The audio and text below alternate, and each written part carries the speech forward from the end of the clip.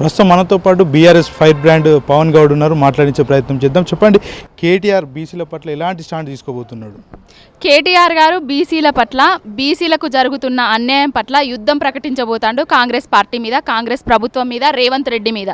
బీసీలకు ఆది నుంచెల్లి కాంగ్రెస్ పార్టీ అనేది అన్యాయం చేస్తుంది. స్వతంత్రం వచ్చిన దగ్గర నుంచి కూడా బీసీలకు బీసీ మంత్రిత్వ శాఖను ఏర్పాటు చేయలేని దౌర్భాగ్య పార్టీ ఏదన్నా ఉన్నదంటే అది కాంగ్రెస్ పార్టీ. కాంగ్రెస్ పార్టీ అంటేనే అసలు నిలువెత్తు నిదర్శనం అబద్ధాలకు అని చెప్పొచ్చు. అంటే 10 ఏళ్ళు బీఆర్ఎస్ పార్టీ బీసీలకు ఏం చేయలే, మేము 41% రిజర్వేషన్ ఇస్తామంటేనే కడుపు గాలి వాళ్ళు మా మీద ఒర్రే ప్రయత్నం చేస్తున్నారని కాంగ్రెస్ నేతలు చెప్తున్నారు. బీసీలకు తెలంగాణ, అసలు తెలంగాణ తెచ్చుకున్నదే బీసీల కోసం. తెలంగాణ వచ్చిన తర్వాత కేసీఆర్ గారు ముఖ్యమంత్రి అయిన తర్వాత స్పీకర్ని ఎవరిని చేసిర్రు? బీసీని చేసిర్రు. ఆర్థిక మంత్రి వర్యులను ఎవరు చేసిర్రు? బీసీలను చేసిర్రు. మండలి చైర్మన్ ఎవరిని చేసిర్రు? బీసీలను చేసిర్రు. ప్రతి దాంట్లో బీసీలను చేసిండ్రు. ఇంకొకటి మార్కెట్ కమిటీలల్లో కూడా బీసీలకే సముచిత న్యాయాన్ని కల్పించిండ్రు. ఇంకొకటి జడ్పీలల్లా, ఎంపీటీసీలల్లా, సర్పంచులల్లో కూడా బీసీలకు తగినన్ని సీట్లు ఇచ్చి గెలిపించుకున్నారు. ఈ స్వతంత్ర భారతదేశంలో బీసీలకు ఎక్కువ సీట్లు ఇచ్చింది కూడా తెలంగాణలో కానీ ఎక్కడనైనా కానీ అది బీఆర్ఎస్ పార్టీ మాత్రమే. బీసీ కులగణన అనేది ఈ మధ్య కాలంలో సర్వే జరిగింది, దాని రిపోర్ట్స్ కూడా వచ్చినాయి. దాన్ని ఎట్లా చూస్తారు మీరు? అదొక తప్పుల తడక, చెత్త కుప్పలో వేయాలి, టిష్యూ పేపర్, అది అంతే. ఆ కులగణన చేపించిన రేవంత్ రెడ్డి ఆ కులగణనను తప్పుడ తడక లెక్క చేసిండు. బీసీలకు అన్యాయం చేసే విధంగా చేసిండు. బీసీలను గొంతు నొక్కే ప్రయత్నం చేస్తున్నాడు. బీసీలు రాజ్యాధికారం కోసం కొట్లాడుతుంటే బీసీల లెక్క ఎక్కడ తేలితే మేము వాళ్ళకి కావాల్సిన సంక్షేమ పథకాలు కానీ అవన్నీ ఇవ్వాల్సి వస్తాయి అనేసి మా సంఖ్యలను తగ్గించి చూపించిండు. 51% ఉన్న బీసీలను 46% తగ్గించి చూపించిండు. మళ్ళీ హిందూ ముస్లింలు, బీసీ ముస్లింలు కలిస్తే 61% పోతుంది. 20% జనాభా కూడా మిస్ అయినట్టు కూడా కనబడుతుంది. ఆ 20% జనాభా ఎక్కడికి వేరు అనుకోవచ్చు. 25 లక్షల మందిని మరి రేవంత్ రెడ్డి చంపిండా లేకపోతే ఎవరు చంపిండ్రు అనేది వాళ్ళ బొందలు, మరి లేకపోతే వాళ్ళు ఎక్కడున్నారు అనేది ఈ రేవంత్ రెడ్డి తేల్చాలి, కాంగ్రెస్ పార్టీయే తేల్చాలి. ఇప్పటికీ కూడా ఇంత అన్యాయం జరుగుతుంటే కూడా కాంగ్రెస్ పార్టీలో ఉన్న పెద్దలు, బీసీ నాయకులు అని చెప్పుకునేటోళ్ళు పదవుల కోసం పెదవులు ఎందుకు మురుస్తాన్రో ఇంతవరకు అర్థమైతలేదు. రాబోయే భావితరాలు వాళ్ళను హీనంగా ఓడగొడతారు అనేది కూడా చెప్పొచ్చు. రాబోయే భవిష్యత్ తరాల గురించి ఆలోచించండి. మీ సీట్ల కోసము, మీ డబ్బుల కోసము మీ పెదవులు ముయ్యకండి. బీసీలకు రేవంత్ రెడ్డి, కాంగ్రెస్ ప్రభుత్వం అన్యాయం చేస్తుంది. కాంగ్రెస్ పార్టీ అన్యాయం చేసింది. దాదాపుగా 25 లక్షల మంది బీసీలను చంపి చూపించింది.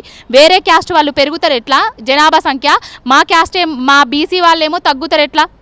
సెన్సెక్స్ చూస్తే పెరుగుకుంటూ పోతుంది కానీ తగ్గుకుంటూ పోతుంది కదా. బీసీలకు పెళ్ళిళ్ళు అవుతలేవా? కాపురాలు చేస్తలేవా? పిల్లలు పుడతలేరా? ఎందుకు తగ్గినాయి? ఎట్లా తగ్గించిండ్రు?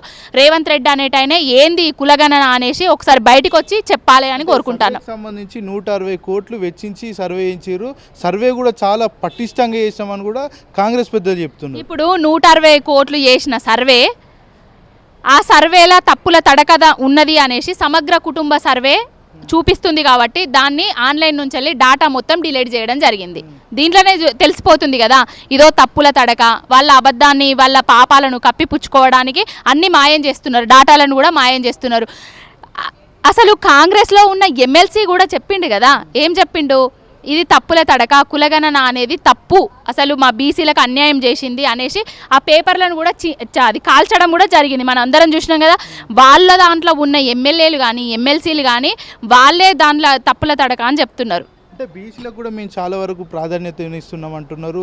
బీసీలకు సంబంధించి పీసీసీ చీఫ్ను కూడా బీసీని చేసినామని కూడా ముఖ్యమంత్రి రేవంత్ రెడ్డితో పాటు ఇతర నేతలు కూడా చెప్తున్నారు. ఇప్పుడు పీసీసీ చీఫ్ను చేయడం కాదు, ఆ పీసీసీ చీఫ్ రేవంత్ రెడ్డి తీసుకొని ఆ ముఖ్యమంత్రిని మహేష్ గౌడ్ని చేయమని కోరుకుంటున్నాం. ఆయనకు చిత్తశుద్ధి బీసీల మీద ఉంటే గనక ఒక తొలి అంటే ఫస్ట్ టైము ఒక బీసీకి ముఖ్యమంత్రి ఇచ్చిన పేరు కాంగ్రెస్ పార్టీకి ఉంటుంది కదా. ముఖ్యమంత్రిని చేసి వాళ్ళ చిత్తశుద్ధిని నిరూపించుకోవాలని కోరుకుంటాను. బీసీల మీద కుట్ర జరుగుతుంది అనుకోవచ్చు. కుట్ర జరుగుతుంది, బీసీల మీద కుట్ర జరుగుతుంది. బీసీ అది భుజం మీదనే గన్ను పెట్టి బీసీలనే కాలుస్తున్నారు కాంగ్రెస్ పార్టీ వాళ్ళు.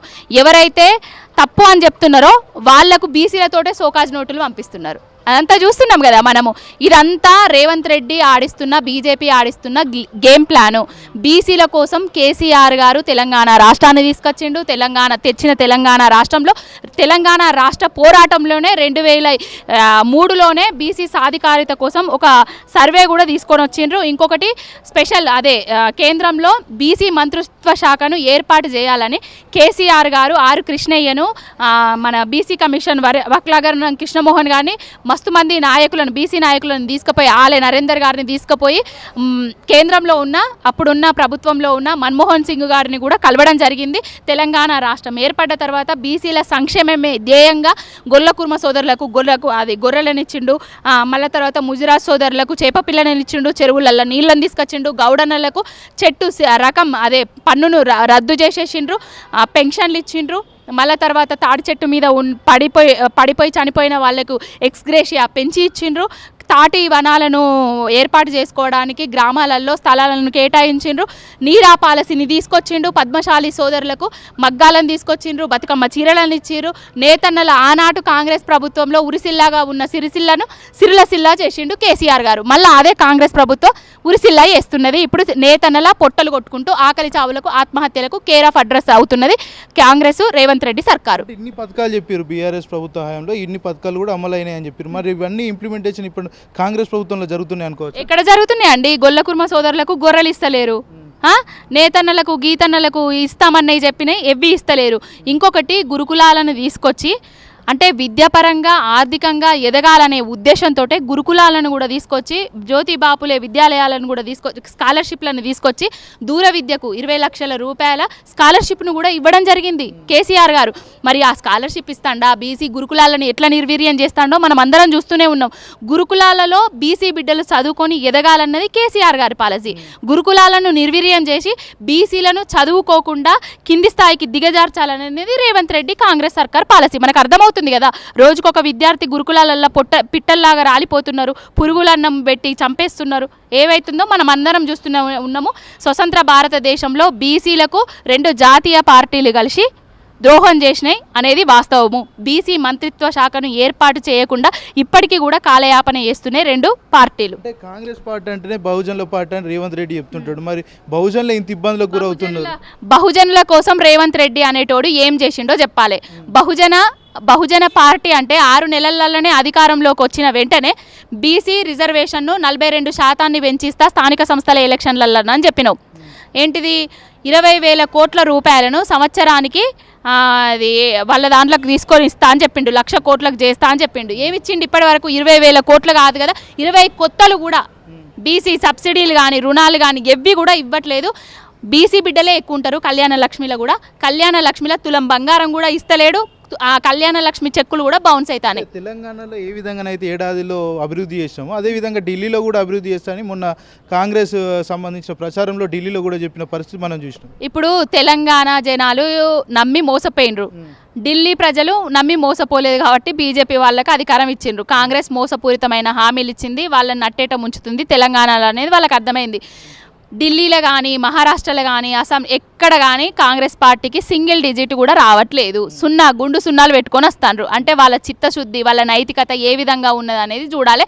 ఇంకొకటి, కాంగ్రెస్ పార్టీ గెలుపు కోసము రాహుల్ గాంధీ భారీగా కృషి చేస్తాడని, బీజేపీ పార్టీ గెలుపు కోసం రాహుల్ గాంధీ భారీగా కృషి చేస్తాడని అయితే అర్థమైపోతుంది.